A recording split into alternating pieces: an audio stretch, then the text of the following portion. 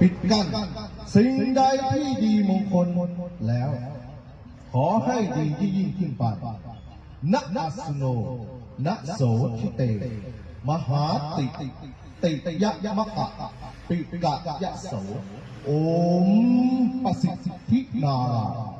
ลูกขอเปิดชัยเบื้องบนขอจงเปิดทิศทั้งสี่ทิศทั้งแปดเปิดภพภูมิที่ซับซ้อนเปิดญาณบารมี16 ชั้นฟ้า